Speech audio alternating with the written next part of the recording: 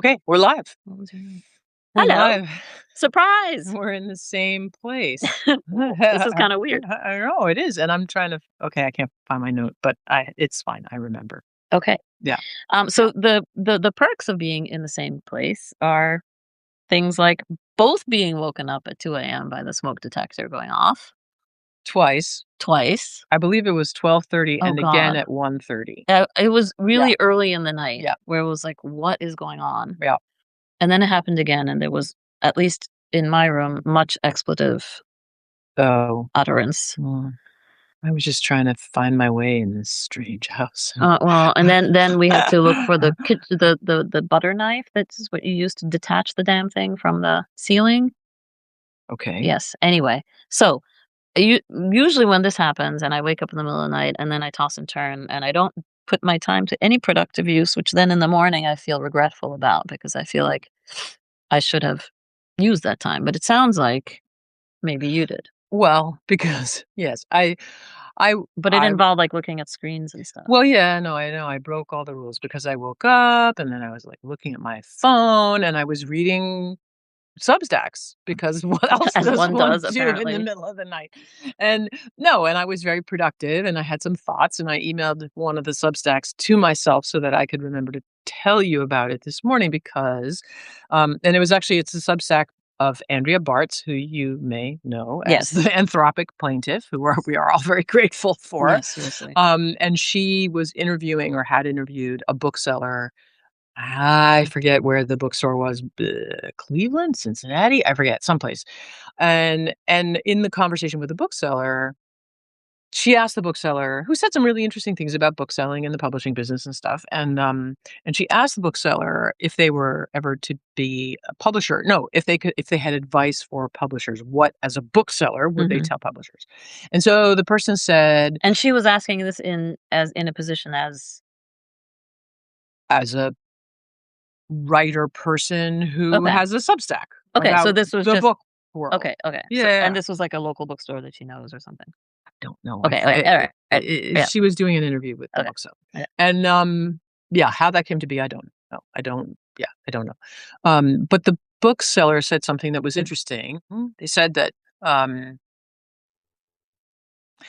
what they felt that the publishing does wrong right now is that it is too big and too overwhelming, and that presses that are doing the right thing are putting out fewer books and highly curated lists, and paying a lot of great attention to them. And I think she cited Hagfish, which we were looking at on Right. the website the other day. It came up in a different conversation, and I was like, "Oh yeah, Hagfish, I've heard of them.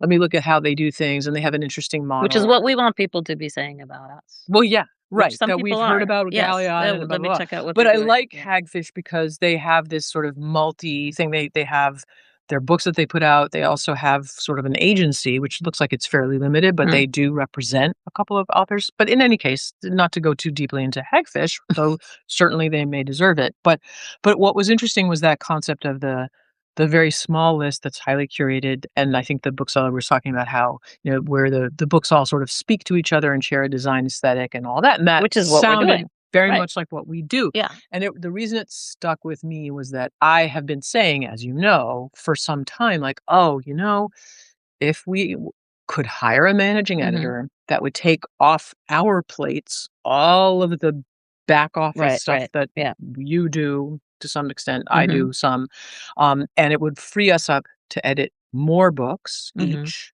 And then I've also pipe dreamed, like if we had another editor, so it was a staff of 4, 3 editors and 1 managing editor, then each of us, this is how the numbers go, each of us could, in theory, edit 4 books a season, so that's 12 books a season, because we were doing nothing else, right? Then we could be putting if we're each doing 4 books a season, how is that 12 books a season? 3 editors. Three. Yeah. Three. So Got that's it, yeah. 12 books a season. Yeah. That's 24 books a year. That's too much. And the reason I was kind of intrigued by it was that the idea that if you have a store and you sell only 1 product, you're really getting just a little bit of foot traffic, the people who want that specific thing. But if you sell 24 products, Right. people are gonna come in because they want that one, And then they maybe, see or the the other other one, thing, and right, they do impulse purchasing. So I do think there's some wisdom to having more products, because I think rather than divide your customer base among all the products, I think that someone who buys product B will well, yeah, and be that's more what likely to buy product C and product D, and so, which is what you we're know trying to do, to make yeah. the types of books that people will say, "Oh, I like Galliot product, So I I'll will get buy another this one. other one." Right. Right. Yeah. But hearing this other approach, and sort of really it's an approach that's closer to what it is that we're already doing, made Right. me think about really what if we had the managing editor, what we really ought to be doing with our freed up time is more deeply working on the books that we currently have, Right, and because maybe they need to, like, expanding our cut list. through the noise. Right. And so, I mean, we pay a huge amount of attention to our editing. We know Right, that. That yes. wouldn't change. I don't know how much more you could do. We're already sending out A editorial 15 letters a that are 15-page editorial letter. right. No one would want that. But the sort of the deeper engagement where if we weren't distracted by, I don't mean distracted like mentally, but Right, yeah, pulled like, away, yeah, yeah, literally there's pulled only so much time in away. the day. Yeah. Yeah. That we could um just do a better job on that highly curated list. So it made me think about those things. So, but is that related to, because 'cause you've been talking about this whole sort of concept of scarcity Yeah. and how, and to me, I think about it differently because I think, well, scarcity means there's not much of it and therefore not much can be sold and not much can be bought. Like if something is scarce, then are we limiting how many readers are gonna, But see, that's I think the both the and so beauty that and the where's, how does one figure out what that yeah, tipping point is and not go over it? right. Because I think it's sort of it's the beauty and the trap of publishing, because we have no scarcity, right? There are 2,000, what is it, 2,000 books published every That's day. some ghastly It's number. ridiculous. If you want a book, just there's one Right. available. No scarcity, and we as authors, we as publishers, but it's like we as authors, we have no leverage, zero No, leverage, because the supply it's massive. practically outweighs the demand. Actually, it does outweigh the I demand. mean, if you look at every But single book that's yeah, published together as yeah, some monolithic, right. yeah, Every yeah. single book, including Mhm. self-published books, I think the average sale for all books is 12. Oh god. And that's counting all the self-published books. I Yeah, read but that then you somewhere end up years in a ago. situation where it's like this total iceberg, right? Because you've got the 5 Yeah, 5 books that everybody's talking about this summer, yeah. and then, it just All the other expands books. from there. Right. No, and I think scarcity w publishers don't do enough to leverage the scarcity or manufacture scarcity, and not in a way that's manipulative, but, like, yes, we can print as many of them as we want. It's especially for us with print on demand, it's Right. like, "Oh, we need another 1? Fine. Boom. Need 10 more? Fine. Mhm. Got them. We don't have to wait for the print run. Right. But we can have a sense of uniqueness by not producing.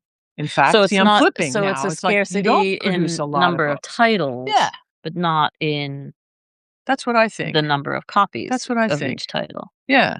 And it's like, when I don't know. I mean, I like mean, I do think that people will feel, if we're trying to build this brand and we're trying to get people to appreciate Galliot books, that if you come, there's also the I think what scarcity works well with is this whole like decision fatigue, where mm, it counters that, or it helps in that you can walk into a place and there's such a vast array of choices that you get sort of paralyzed. right. I have sometimes, well, it's rare. Usually, when I go to a bookstore, I do come out with a book, but there are times where I look at the vast array of That's too what's, much. and I just like, I don't know Yeah, what is the one that I should get. So if you're already creating a subset, it's like, no, these are the 12 you need to pick from among these 12. right, We've done this work for you, right, and we only have 12, but they're like 12 kick-ass right, books. right. Well, Then it's you like can I'm feel more thinking about confident in picking one. I was just thinking about, like, are I know I'm just blanking on it now, but there are products where I'm like, "Oh, if I go to such and such clothing store or their website. I know that I like their things. Right. So it's curated, and they Yes. don't have like a No, gazillion I hate different. department stores. I walk into a department store Yeah, it's too much. and I leave. Yeah, I may have gone in thinking, "I absolutely need a pair of whatever it is, yeah, black pants for this thing tonight," and I will leave saying, "I don't care, I'm gonna borrow them from my yeah, daughter. yeah, I'm just not yeah, I can't deal." yeah. But if like there's a store, and again, I'm blanking now, but it's like you say like I know that I like their things. I like the stuff from Anthropology, but it's super Oh expensive. yeah, yeah, yeah. But if they have a sale, I will go in. Yeah. But you always go to the sale rack. Always. Um, but so I think we can satisfy what feels to me like our mission for scarcity by actually flipping what I had been thinking was the way Was to the success, trajectory. but Right, right. flip it. And maybe it doesn't mean it never happens that way, but No, like but it means it for doesn't have to be the now, target yeah, growth thing. yeah, it's deepening, which is actually our literary mission as well. It's like and deeper engagement that we too, as Right. publishers, want to have a deeper engagement with the books that we're publishing. Yeah, but and I think it also is a good sort of counter to because now there's just more and more books coming out, right? And there's more and more than like AI, books written by AI. So so if we make ours stand out in not just in how great they are, Mhm. um, but in how human the whole thing is. Mhm. And I mean, we've talked about community too, right? Sort of Yeah. the different ways that we are building and that our authors are building community around what we're doing, what our books are, Mm. is a nice sort of feel good antidote Yeah. Yeah. to the complete opposite of stuff getting like churned out, whether it be by humans or AI or some combination, and sort of Yeah. I mean, flooding the market. it's a funny thing because, like, as I think happens every summer, because I don't think this summer is unusual, there's always the 5 books that everybody's talking I about, and it's know. not just summer, I mean, it happens at different It's like times of year in as well, but it's like there's a right. wave of books that comes out and There's like everybody's and, the I've been conversation. complaining about this, but it's like, I keep seeing in various Substacks that I like, that I subscribe to, people will say like, "Oh, here's my list of the 5 books that I'm reading now." And it's the same damn 5 books. And I know. It's really refreshing when there it's was not. one person, and I can't remember who it was, who it was just so lovely. These book I had never heard of these books, and I was like, There was that "These." the women in translation, was it that one? No, Because that was a no. whole bunch of books that I found fascinating. Oh, so there's a Martha something. Substack. Oh, I don't know, I don't know. Because you said, "Oh, you should put a comment," and I mentioned our book. Yeah, But okay. it's so refreshing to me when there is a list and I don't know any of the books. Yeah, I haven't heard of yeah, yeah, to me, that's exactly. not like, And "What then are the these books? I've descriptions. never heard of them." It's like, "Ooh, Right. what is this And the gem descriptions that were I'm gonna like, "Oh, discover?" yeah, they're Right. really unusual." And actually one of the lists, they'll again, I don't remember who it was, but the person listed a bunch of books that I didn't recognize, and then also at the end of the list said, "Oh, no, it was somebody does, like, a desert island books." It's a British person who does desert island books and interviews people to come up with their desert island books. W Like wait, oh, desert like island what you would discs. bring on Yeah, there's to a desert A island? British, radio show, I think it was, Oh. of desert island discs, and you would say Oh, what music you would okay, wanna bring okay. to a Yeah, desert island. So it's desert island books. yeah, And this person, again, I can't remember the name, but there's an interesting list of books. I was like, "Who? Oh, these are interesting. yeah, Who are these?" right. And I didn't know them. The only one I did know, the author, not the book, was Ali Smith, and it was a book. Now I can't. My God, I don't remember anything today. It's because I It's wasn't because we weren't sleeping sleeping much. because of the damn smoke Um, detector. yeah, and my watch had the audacity to tell me that my sleep was productive. I was like, Well, it "I'm was. Apparently, sorry." it was your not sleep that was doing No, it it. wasn't. I was awake for an hour and a half. How the hell is that productive? You're wrong, you stupid watch. But anyway, it was an Ali Smith book that, oh, it sounded so interesting. I mean, simple premise that someone shows up at someone's house and Hello, yeah, you're at my and house. says something like, "Oh, I'm sorry I'm late." And the people are like, Who "Who are are you? you?" Yeah, I was like, I mean, Did you ever read the Edward Gorey you know Edward Gorey's yeah, books? Gashly Yeah, Crumb yeah, yeah, so Tinies. there's a one Yeah. called you should read The Doubtful Guest. Oh, I Just don't look know up that for The one. Doubtful Okay. Guest. Yeah, alright. it's along those lines. Oh, but this person, it sounds like she's not doubtful. She's like Yeah, no, but in this case, and it the was hosts are the hosts were doubtful. Yeah, doubtful, yeah, yeah. yes, I yes. mean, and I wanna read it. See, I remember it. This is the one thing that I remember, Right. except the title, but I can find this. I know I can look this up. Um, but yeah, why were we talking about this? The I started saying that the lists are the same 5 books, but, you know, there is a community. People are because they're all reading the same damn But are books, you people are talking about it. I mean, I'm reading but the just thought because pieces everybody's about talking them. about it doesn't mean it's a community. Mm. I mean, that's goes to a whole different thing, which we in 1 minute we don't have time Oh, for, but shit. sort of what Oh, do you how do you define a community? Because there's I all don't know. these different people blathering on about the scandal around this book or whatever it is. Hmm. That doesn't make a community. Well, okay, but how do well, I don't know. What I if think a it's like your community book club and is you're at gathered the around some mm, values and kind of goal and mission and give and take. A mm, community, things go yeah, in both directions but or I don't know, multiple but directions does rather than but everybody just sort of spewing out their opinion about this summer's author scandal and their yeah, book. but I mean, I don't when you talk about values, like, I mean, yes, I would like to think that the people that I engage with have my shared values, but what if they don't? And we still wanna talk about the like, I don't know, I'm maybe not making any sense, but, like, uh, couldn't there be a community around talking around a certain book where we don't share values? We just both read the same book and we're interested. You don't necessarily well, I would say you don't necessarily share the same opinions, but I would argue that a community has some certain core set of shared values, whether they are uttered aloud or not, whether they're Hmm, acknowledged or not.